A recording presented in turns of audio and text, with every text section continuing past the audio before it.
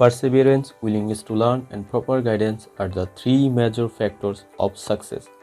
Hi everyone, it's Mirajal from the University of Dhaka. তোমাদের মধ্যে যদি পারসিভিয়ারেন্স এবং উইলিংনেস টু লার্ন এই দুটি গুণ থেকে থাকে তাহলে রেজাল্টস ক্লাসরুমে তোমাদের ওয়েলকাম। আমার এই চ্যানেলে তোমরা Bangla, English, ICT, accounting, management, finance and statistics এর প্রথম ও দ্বিতীয় পত্রের প্রতিটি চ্যাপ্টার বা টপিকসের ওপর ধারাবাহিক লেকচার পাবে। তোমাদের একাডেমিক রেজাল্ট কিভাবে ভালো করতে পারো সে সমস্ত গাইডলাইন্স পেতে আমার চ্যানেলটি এখনই সাবস্ক্রাইব করে নোটিফিকেশন বেল আইকনটি অন করো এবং আমার এই চ্যানেলটি তোমরা তোমাদের ফ্রেন্ডদের সাথে শেয়ার করো।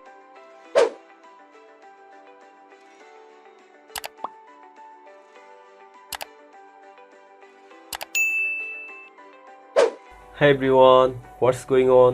I hope you are keeping really cool and awesome. You are doing great, you are fit, fine and healthy. Welcome to English lesson. In this lesson, I'm gonna discuss on flowchart. But before starting the lesson, I would like to say something. So, ইংলিশের নাম শুনলে আমরা ভয় পেয়ে যাই, আমাদের sense তখন কাজ করে না, অর্থাৎ আমাদের মাথা তখন হ্যাং হয়ে যায় যে এত টাফ একটা সাবজেক্ট। ইভেন আমরা ইংলিশ পড়তে গেলে অনেক ভয় পাই, আর যখন ইংলিশ এক্সাম চলে আসে তখন তো আর কোনো কথাই নাই, আমাদের অবস্থা তখন 12টা থেকে 13টা বেজে যায়। বাট তোমাদের আমি এশিওর করছি যে আমার ইংলিশের ওপর প্রতিটি ভিডিও যদি তোমরা দেখো তাহলে ইংলিশে অনেক অনেক ভালো করবে ইনশাল্লাহ। এছাড়াও এইচএসসি পরবর্তী যে ইউনিভার্সিটি অ্যাডমিশন টেস্ট রয়েছে সেখানে ইংলিশের ওপর কিভাবে ভালো করতে পারো সে সমস্ত গাইডলাইন্স কিন্তু আমি তোমাদেরকে দেব। সো তোমাদের ইংলিশ সেকেন্ড পার্টে একটি টপিক থাকে যে সিনোনিম অ্যান্ড অ্যান্টোনিম। এই সিনোনিম বা অ্যান্টোনিম এটা এইচএসসিতেও যেমন ইম্পর্টেন্ট, তোমাদের ইউনিভার্সিটি অ্যাডমিশন টেস্ট থেকে শুরু করে একদম লাইফের যতগুলো এক্সাম দেবে, অর্থাৎ চাকুরির এক্সাম পর্যন্ত সবগুলো এক্সামে কিন্তু সিনোনিম অ্যান্টোনিম অনেক অনেক ইম্পর্টেন্ট। এখান থেকে কোয়েশ্চেন আসে এবং আসবে মাস্ট।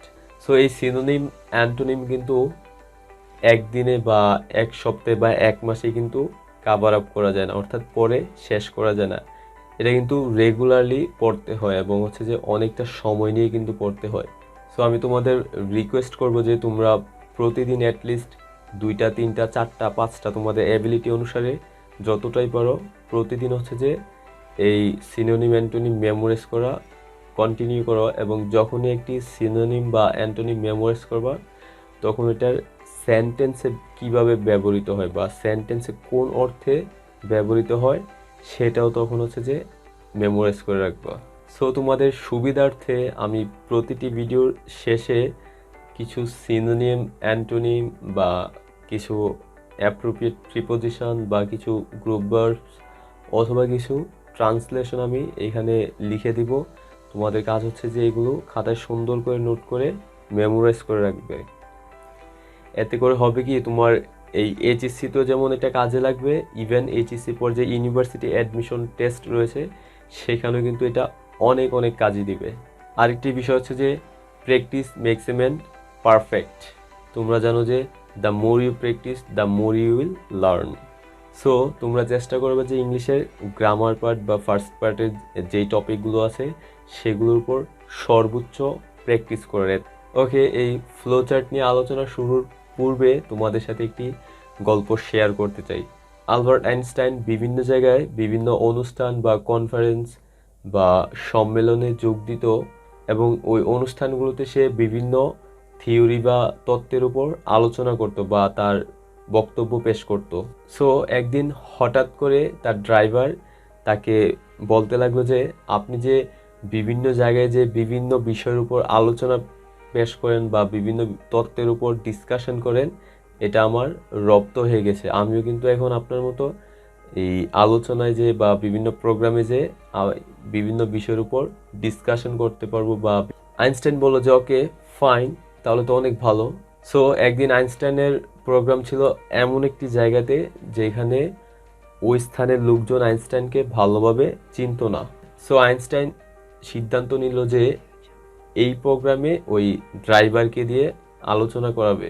সো যে সিদ্ধান্ত সেই কাজ, ওই প্রোগ্রামে সে গেল এবং সেই প্রোগ্রামে সে নিজে বক্তব্য দিল না, বাট তার ড্রাইভারকে দিয়ে সে বক্তব্য দেওয়ালো। দেন আইনস্টাইনের ড্রাইভার অনেক ভালো একটি বক্তব্য প্রেজেন্ট করলো, বাট প্রবলেমটা হলো যে বক্তব্য শেষে যখন গাড়ির সামনে আসলো তখন আইনস্টাইনও এখানে দাঁড়ানো এবং ড্রাইভারও দাঁড়ানো। তখন শ্রোতাগণের মধ্য থেকে একজন শ্রোতা আইনস্টাইনের ড্রাইভারকে একটি প্রশ্ন করলো, যেহেতু শ্রোতারা জানে না যে আসলেই আইনস্টাইন কোনটা আর ড্রাইভার কোনটা।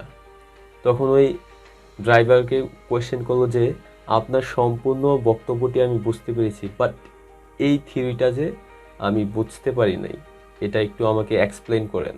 তখন আইনস্টাইন তো অনেক চিন্তায় পড়ে গেল যে এখন কি হবে। এখন তো ড্রাইভার এই প্রশ্নটি অ্যান্সার করতে পারবে না, বাট পরবর্তীতে আইনস্টাইন তার ড্রাইভারের অ্যান্সার শুনে সারপ্রাইজড হয়ে গেল। আইনস্টাইনের ড্রাইভার ওই প্রশ্নকর্তাকে বলল যে এত একটি সিম্পল তত্ত্ব আপনি বুঝতে পারলেন না, আপনি এটা আমার ড্রাইভারকে জিজ্ঞাসা করেন, সেও কিন্তু এটা পারে। তখন আইনস্টাইন ওই তত্ত্বটি বুঝিয়ে দিল এবং ওই সমস্যাটা কিন্তু তখন সলিউশন হয়ে গেল। তখন কিন্তু আর বিব্রতকর পরিস্থিতিতে পড়তে হয় নাই। So moral of the story হচ্ছে যে তুমি যাদের সাথে টাইম পাস করবে ওই সব ব্যক্তিবর্গের চিন্তাধারা কিন্তু তোমার মধ্যে আস্তে আস্তে গ্রো আপ হতে থাকবে। অর্থাৎ ওই ব্যক্তিবর্গ যদি অনেক ভালো হয় বা অনেক বুদ্ধিমান হয়, তুমিও কিন্তু আস্তে আস্তে বুদ্ধিমান হয়ে যাবে বা ভালো হওয়া শুরু করবে। বাট ওই ব্যক্তিবর্গ যদি খারাপ মেন্টালিটির বা নেগেটিভ মাইন্ডের হয়, তখন কিন্তু তুমিও আস্তে আস্তে নেগেটিভ মাইন্ডেড হয়ে যাবে বা খারাপ মেন্টালিটির হয়ে উঠবে। So the decision is yours whether you will pass your time with intelligent persons or negative minded persons.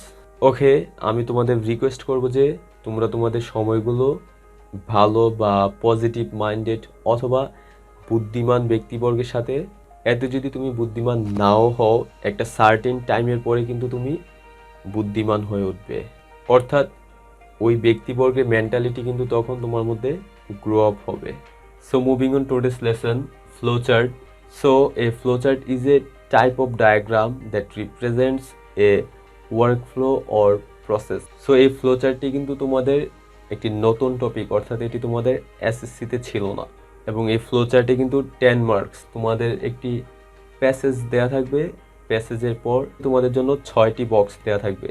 একটি বক্সে ওরা ইনফরমেশন দিয়ে দিবে, বাকি 5টি বক্সে তোমাকে ইনফরমেশন ফিল আপ করতে হবে।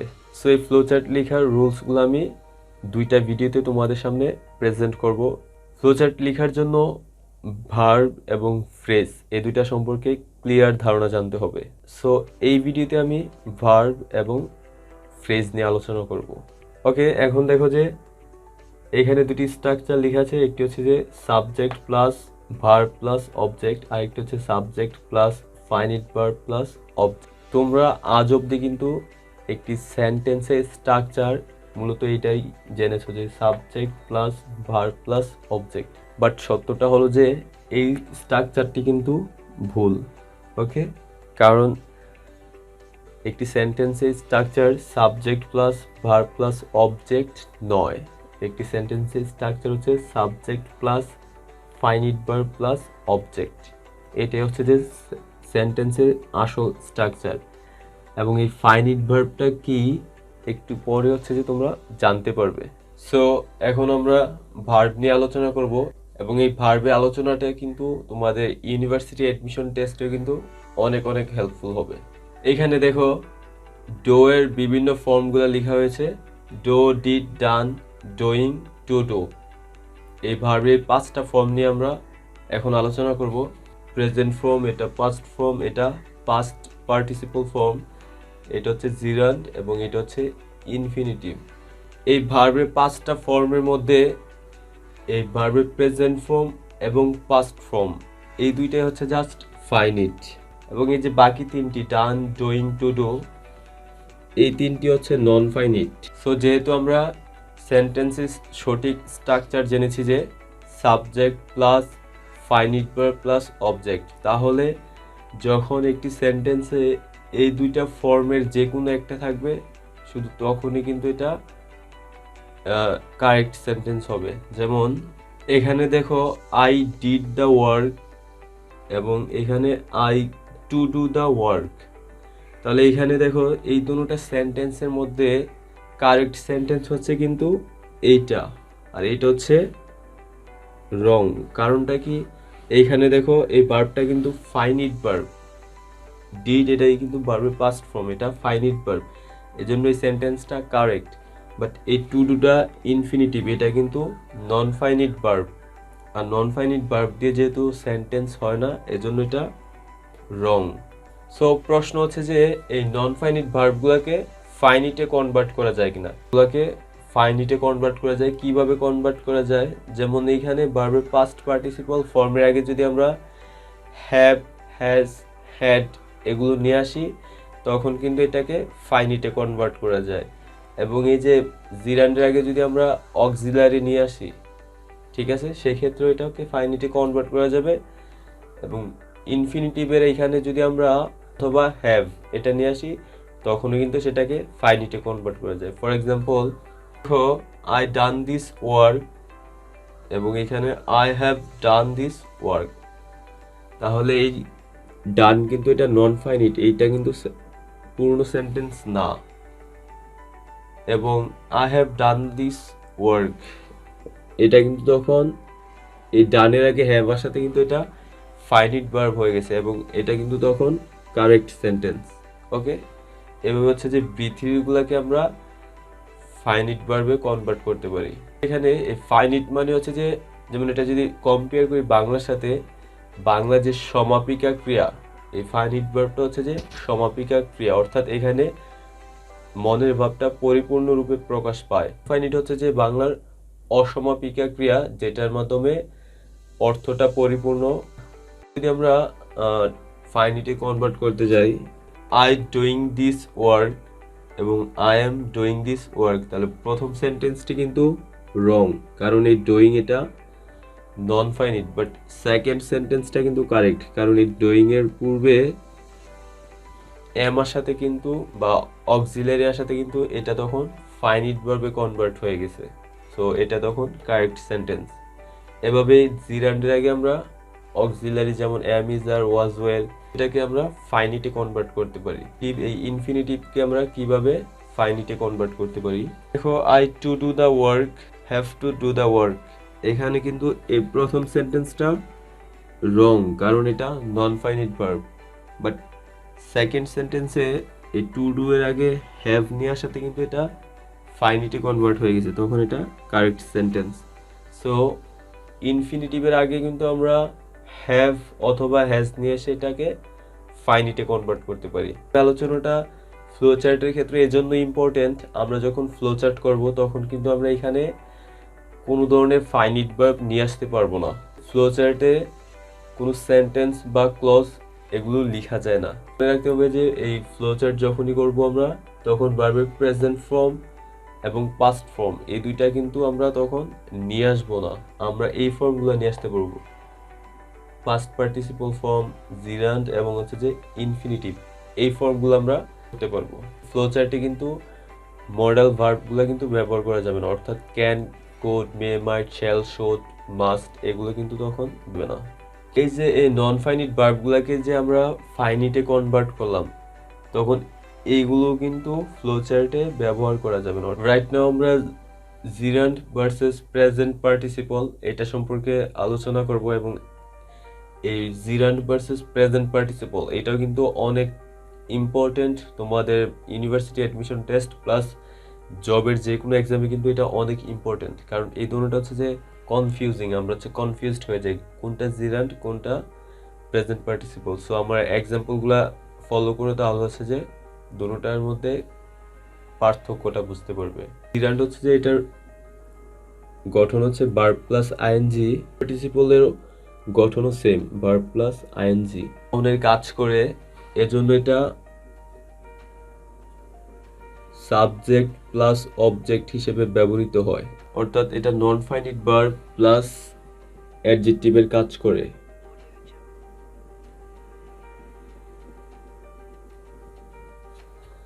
দেন এই ইট দ্বারা রিপ্লেস করতে পারি, বাট প্রেজেন্ট পার্টিসিপলকে ইট দ্বারা রিপ্লেস করা যায় না। সো এই জিরান্ড এবং প্রেজেন্ট পার্টিসিপল এটার মধ্যে ডিফারেন্স বোঝার জন্য এই এক্সাম্পলগুলা enough. So first example, what an amazing movie. এখানে দেখো অ্যামেজিং, এটা কি জিরান্ড না প্রেজেন্ট পার্টিসিপল এটা? সো এখানে দেখো এটা মুভিকে মডিফাই করছে, অর্থাৎ এটা এখানে অ্যাডজেক্টিভের কাজ করছে। যেহেতু এটা এখানে অ্যাডজেক্টিভের কাজ করেছে, সো এটা প্রেজেন্ট পার্টিসিপল।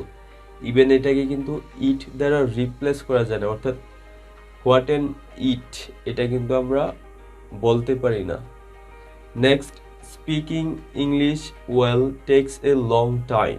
সো এটা কি জিরান্ড হবে না প্রেজেন্ট পার্টিসিপল হবে? খুবই সিম্পল, এটা জিরান্ড। কারণ হচ্ছে যে জিরান্ড নাউন হিসেবে কাজ করে এবং এটা সাবজেক্ট বা অবজেক্ট হিসেবে ব্যবহৃত হয়। তাহলে এখানে দেখো স্পিকিং, এটা যেহেতু সেন্টেন্সে একদম ফার্স্টে রয়েছে, সো এটা এখানে সাবজেক্ট হিসেবে কাজ করছে, সো এটা ডেফিনেটলি জিরান্ড। ইভেন এটাকে আমরা ইট দ্বারা রিপ্লেস করতে পারি, যেমন it takes a long time. আরেকটি বিষয় এখানে মনে রাখতে হবে, জিরান্ড এটার ফলে কিন্তু ভার্ব সিঙ্গুলার হয়। এখানে দেখো যে আমরা জানি যে প্রেজেন্ট ইনডিফিনিট টেন্সের ক্ষেত্রে ভার্ব যদি থার্ড পারসন সিঙ্গুলার নাম্বার হয় তখন ভার্বের শেষে এস বাই এস হয়। এই যে যেহেতু এখানে স্পিকিং জিরান্ড এবং এটার ভার্ব সিঙ্গুলার হবে, এজন্য এখানে টেকের শেষে এস যুক্ত হয়েছে। Then third, he cares about getting a good job. তাহলে এখানে গেটিং এটা কি জিরান্ড অর প্রেজেন্ট পার্টিসিপল? তাহলে এই গেটিংটা হচ্ছে এখানে জিরান্ড, কারণ হচ্ছে যে এটা এই ভার্বের কেয়ার্স ভার্বের অবজেক্ট হিসেবে ব্যবহৃত হয়েছে। ইভেন এটাকে কিন্তু আমরা ইট দ্বারা রিপ্লেস করতে পারি। কিভাবে? হি কেয়ার্স অ্যাবাউট ইট, এই গেটিং এর পরিবর্তে তখন আমরা ইট ব্যবহার করতে পারি। যখন আমরা ইট দ্বারা এটাকে রিপ্লেস করতে পারবো তখন কিন্তু এটা gerund. Then I am trying to sleep, এই ট্রাইংটা কি জিরান্ড অর প্রেজেন্ট পার্টিসিপল? এটা হচ্ছে যে ডেফিনেটলি প্রেজেন্ট পার্টিসিপল। কারণ হচ্ছে যে এখানে দেখো যে এই প্রেজেন্ট পার্টিসিপল কিন্তু ভার্ব মানে নন ফাইনিট ভার্ব হিসেবে কিন্তু এখানে ব্যবহৃত হতে পারে। সো এই ট্রাইংটা কিন্তু নন ফাইনিট ভার্ব, বাট এটার সামনে অক্সিলারি যুক্ত হয়ে কিন্তু এটা তখন ফাইনিটে কনভার্ট হয়ে গেছে। Then the directions were very confusing. তাহলে এখানে দেখো কনফিউজিং এটা জিরান্ড অর প্রেজেন্ট পার্টিসিপল? এটা ডেফিনেটলি প্রেজেন্ট পার্টিসিপল। কারণ হচ্ছে এখানে এই কনফিউজিং এটা কিন্তু অ্যাডজেক্টিভ হিসেবে কাজ করছে। And at last, Sadia loves gossiping. এই গসিপিংটা কি জিরান্ড অর প্রেজেন্ট পার্টিসিপল? ডেফিনেটলি এটা জিরান্ড। কারণ হচ্ছে যে এই গসিপিংটা এখানে এই গসিপিংটা লাভস ভার্বের অবজেক্ট হিসেবে ব্যবহৃত হয়েছে। ইভেন এটাকে কিন্তু আমরা ইট দ্বারা রিপ্লেস করতে পারি, যেমন সাদিয়া লাভস ইট, এটা কিন্তু আমরা তখন বলতে পারি। অর্থাৎ এই গসিপিংটাকে যেহেতু ইট দ্বারাও রিপ্লেস করা যায়, সো এটা জিরান্ড। এভাবে হচ্ছে যে আইএনজি যুক্ত ওয়ার্ডকে এটাকে জিরান্ড অর প্রেজেন্ট পার্টিসিপল এটা ডিটারমাইন করা হয়। ওকে, এখন আমরা ফ্রেজ নিয়ে আলোচনা করব। তাহলে ফার্স্টে হচ্ছে যে ফ্রেজ, এই ফ্রেজটা হচ্ছে যে এ গ্রুপ অফ ওয়ার্ডস। ওকে, অর্থাৎ কতগুলো ওয়ার্ডের সমষ্টি হচ্ছে যে একটি ফ্রেজ, এবং এই ফ্রেজে কিন্তু কোনো ধরনের ভার্ব কিন্তু এখানে ইউজ হবে না, এটা মাথায় রাখতে হবে। এবং এই ফ্রেজে কিন্তু কোনো ধরনের সাবজেক্ট বা ভার্ব এগুলো কিন্তু ব্যবহৃত হবে না। সো এই পাঁচটি হচ্ছে যে ফ্রেজের ক্লাসিফিকেশন।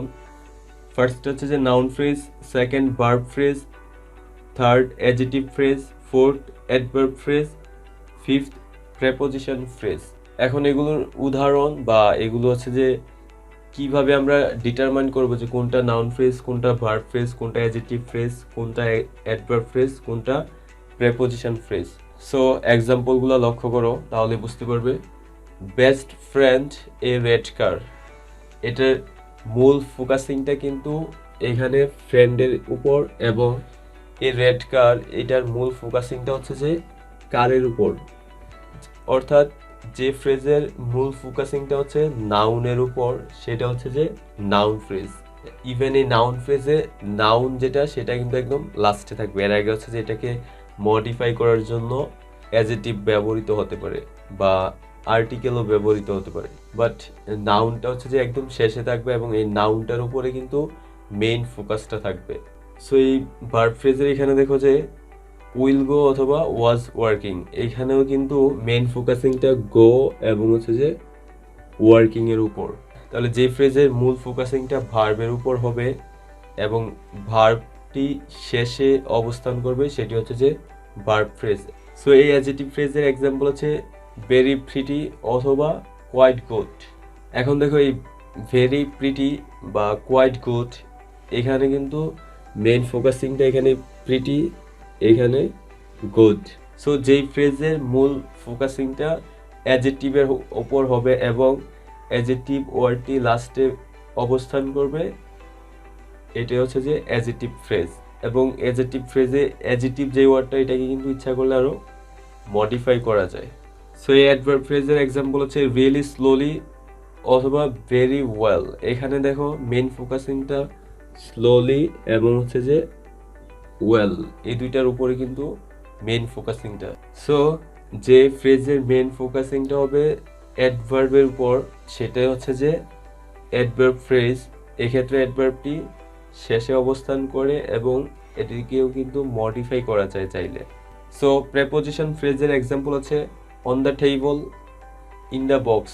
এক্ষেত্রে দেখো যে মেইন ফোকাসিংটা কিন্তু প্রেপোজিশনের উপর, ঠিক আছে, এবং প্রেপোজিশন ফ্রেজ কিন্তু প্রেপোজিশন দ্বারা স্টার্ট হয়। ওকে, এটা মনে রাখতে হবে। সো এতটুকু হচ্ছে যে ফ্রেজ নিয়ে আলোচনা।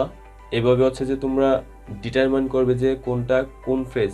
এই যে ডিটারমাইন করা কোনটা কোন ফ্রেজ, এটা এই ফ্লো চার্টের ক্ষেত্রে কাজে লাগবে না, বাট এটা কিন্তু তোমার ইউনিভার্সিটি অ্যাডমিশন টেস্ট বা বিভিন্ন জবের ক্ষেত্রে কিন্তু এটা কাজে লাগবে। এইখানে যেটা ফ্লো চার্টের এখানে যেটা কাজে লাগবে যে এই ফ্রেজের ব্যবহারটা কাজে লাগবে, ঠিক আছে।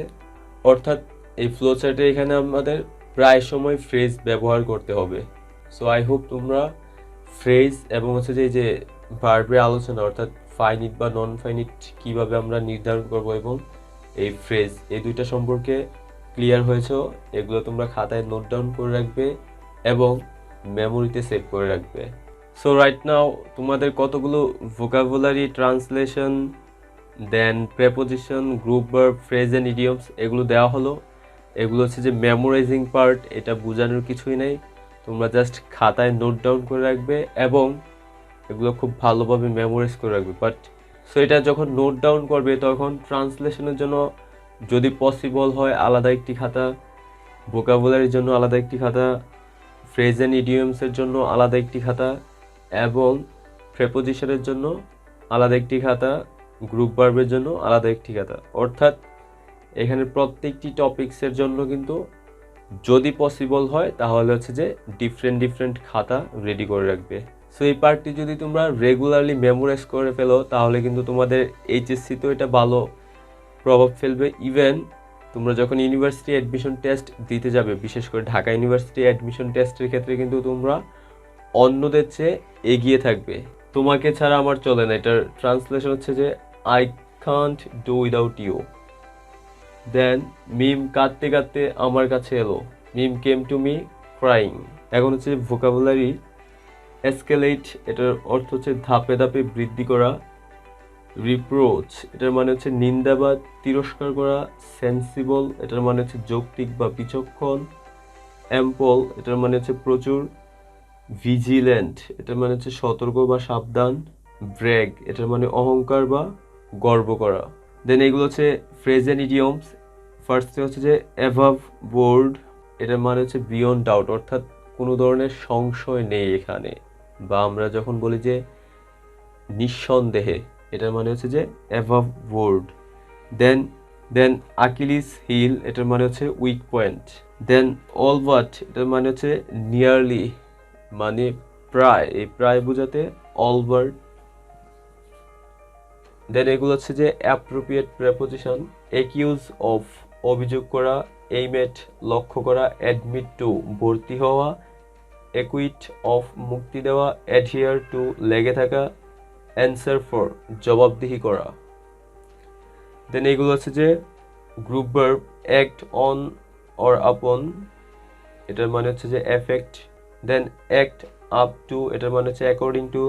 দেন অ্যাক্ট ফর, এটার মানে হচ্ছে যে কারো হয়ে কিছু করা। সো আজকের সেকশনে এতটুকু পর্যন্তই।